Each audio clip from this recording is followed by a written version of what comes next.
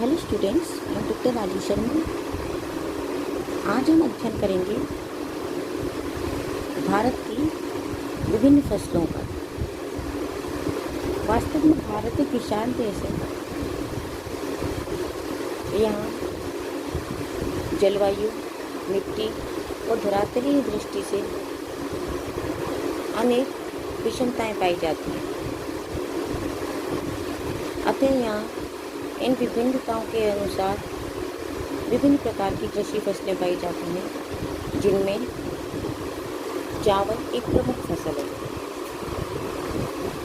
चावल मानसूनी जलवायु की उपज है। अनुमानतः भारत ही चावल की जन्मभूमि है। यहाँ ईसा से लगभग 3000 वर्ष पूर्व भी चावल की खेती के प्रमाण उपलब्ध होते हैं। हिंदुओं के प्रमुख धार्मिक अवसर, पूजन आदि में चावल का प्रयोग भी इसके महत्व को प्रमाणित करता है।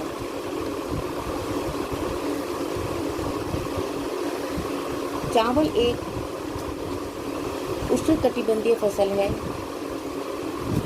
इसकी उपज के लिए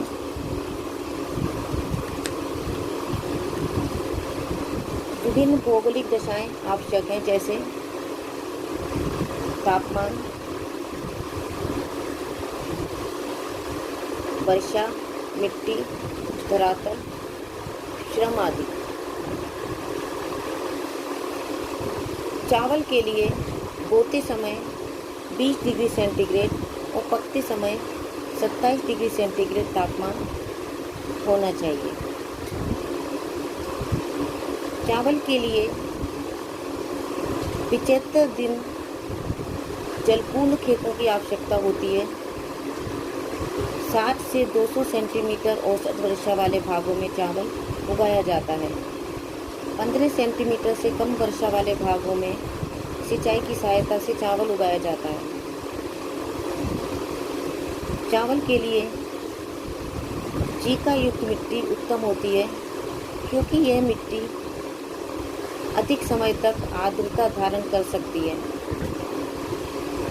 ऐसी मिट्टी नदियों की घाटियों, डेल्टाओं और तटवर्ती भागों में मिलती है। भूमि समतल होनी चाहिए ताकि वर्षा अथवा सिंचाई द्वारा प्राप्त जल पर्याप्त समय तक खेतों में रह सके। पहाड़ी ढालों पर सीढ़ियां बनाकर चावल की खेती की जाती है। चावल पैदा करने के लिए अधिक श्रम की आवश्यकता होती है। जोतना, बोना, पौध लगाना, फसल काटना आदि अनेक कार्यों के लिए अधिक संख्या में श्रमिकों की आवश्यकता होती है। अतः सघन जनसंख्या वाले क्षेत्रों में प्राय अधिक चावल उत्पन्न होता है। पश्चिमी बंगाल और तमिलनाडु में चावल की 3 फसलें उगाई जाती हैं: ओस, अमन और बोरो। ओस सितंबर अक्टूबर के महीने में, अमन जाड़ों में तथा बोरो गर्मी की ऋतु में काटी जाती है। शीतकालीन अमन की फसल सबसे अधिक महत्वपूर्ण होती है। ये जून से अगस्त तक बोकर नवंबर से जनवरी के मध्य तक काट ली जाती है। ओस फसल मार्च से जुलाई तक बो दी जाती है और सितंबर अक्टूबर में काट ली जाती है। बोरो अथवा गर्मी की फसल को नवंबर से जनवरी तक बो देते हैं और मार्च मई के कालांतर में काट देते हैं। भारत के कुछ भागों में चावल की 2 फसलें तथा अन्य भागों में एक ही फसल होती है। चावल 3 प्रकार से बोया जाता है: छितराकर, खोदकर और एक स्थान से दूसरे स्थान में ले जाकर या प्रतिरोपण द्वारा। पहाड़ी ढालों पर वनों को साफ कर छितराकर चावल बोया जाता है। खोदकर बोने की विधि दक्षिणी प्रायद्वीप के प्रदेशों में अधिक प्रचलित है। प्रतिरोपण विधि से छोटे भूमि के टुकड़ों में खूब खाद देकर चावल उगाया जाता है। 4-5 सप्ताह में चावल के पौधे बड़े होने लगते हैं। उन्हें बड़े खेतों में ले जाकर लगाया जाता है। इस विधि से अधिक उपज प्राप्त होती है, किंतु अधिक श्रमिकों की आवश्यकता होती है। भारत में जापानी विधि के द्वारा चावल बोने का प्रयोग 1953 में किया गया। इस विधि के कई आधार हैं, जैसे उत्तम बीजों का प्रयोग, उच्च भूमि पर क्यारियों में बोना, जब पौधा साधारण बड़ा हो जाए तो उसे 15-20 सेंटीमीटर की दूरी पर क्यारियों में लगाना, ताकि पौधों के नीचे खाद देने तथा मिलाने की सुविधा रहे। कंपोस्ट खाद और अमोनियम सल्फेट की उर्वरकता का अधिक प्रयोग किया जाता है। जापानी विधि में ऐसे बीज प्रयोग में लाए जाते हैं जिनका परीक्षण किया जा चुका है। खेत में सिंचाई की उचित व्यवस्था रखी जाती है। देश में प्रति हेक्टेयर उपज की दृष्टि से पंजाब, तमिलनाडु, हरियाणा, आंध्र प्रदेश और पश्चिमी बंगाल उल्लेखनीय हैं। यद्यपि कुल उत्पादन की दृष्टि से पश्चिमी बंगाल व उत्तर प्रदेश प्रमुख हैं। पश्चिमी बंगाल चावल के अंतर्गत एक प्रमुख राज्य है। यहाँ कृषि योग्य भूमि के 8% भाग पर चावल की 3 फसलें ओस, अमन और बोरो उगाई जाती हैं। इनमें से अमन 78%, ओस 20% और बोरो का प्रतिशत 2% है। पश्चिमी बंगाल में चावल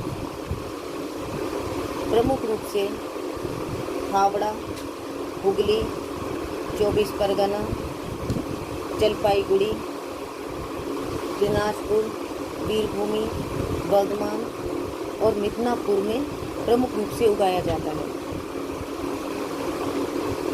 आंध्र प्रदेश में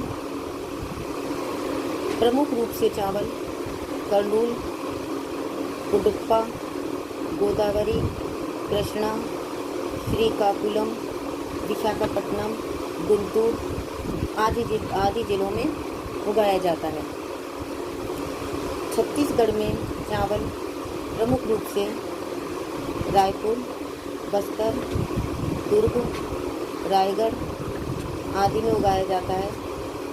इस राज्य को चावल का कटोरा भी कहते हैं।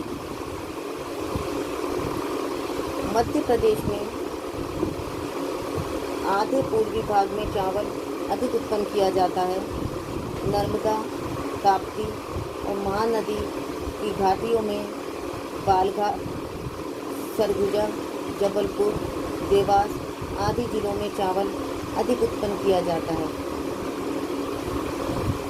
यहाँ चावल की प्रति हेक्टेयर उपज कम है। बिहार में चावल प्रमुख रूप से गया, भागलपुर, मुंगेर, मुजफ्फरपुर आदि में उगाया जाता है। तमिलनाडु में चावल प्रमुख रूप से नीलगिरी, तंजौर, चिंगलपुट, दक्षिणी अर्काट आदि में उगाया जाता है। उत्तर प्रदेश में राज्य का पूर्वी भाग चावल के लिए उल्लेखनीय है। पश्चिमी भाग में सिंचाई द्वारा चावल उत्पन्न किया जाता है। पूर्वी जिलों में गोरखपुर, देवरिया, गोंडा, लखनऊ, बलिया और बस्ती आदि मुख्य हैं। असम में ब्रह्मपुत्र और सुरमा नदी की घाटियों और पहाड़ी ढालों पर चावल उगाया जाता है। यह चावल की 3 फसलें होती हैं: गोलापाड़ा, नवगांव, कामरूप, शिवसागर, लखीमपुर व धरांग जिले मुख्य उत्पादक हैं। ओडिशा में कटक, पुरी, संबलपुर, बालासोर, गंजम, कोरापुट, कालाहांडी आदि जिलों में नदी घाटियों व डेल्टा में चावल पैदा किया जाता है। केरल में पहाड़ी ढालों और मालाबार तटीय भागों में कोचीन, त्रावणकोर, आलप्पी, पालघाट आदि जिलों में चावल उगाया जाता है। महाराष्ट्र में चावल की खेती पश्चिमी घाट के पश्चिमी ढालों व समुद्र तटीय भागों में ठाणे, कोलाबा, रत्नागिरी, कनारा व कोंकण तट पर चावल उगाया जाता है। कुछ चावल कोल्हापुर, चंद्रपुर और भंडारा जिलों में भी पैदा किया जाता है। हरित क्रांति के फलस्वरूप पंजाब देश का अग्रणी चावल उत्पादक राज्य हो गया है। यद्यपि यहाँ देश का कुल 5.9% चावल क्षेत्र स्थित है, किंतु उत्पादन 10.85% होता है। यहाँ देश में चावल की सर्वाधिक प्रति हेक्टेयर उपज प्राप्त होती है। विगत 2 दशकों में 300 से अधिक चावल की किस्में विकसित की गई हैं। इनमें से 75% से अधिक किस्में सिंचित क्षेत्र के लिए उपयोगी हैं। अधिकांश क्षेत्रों में परंपरागत किस्मों का प्रयोग अधिक होता है। आदिवासी और पिछड़े क्षेत्रों में चावल उगाने की पुरानी विधियां अभी भी प्रचलित हैं। भारत में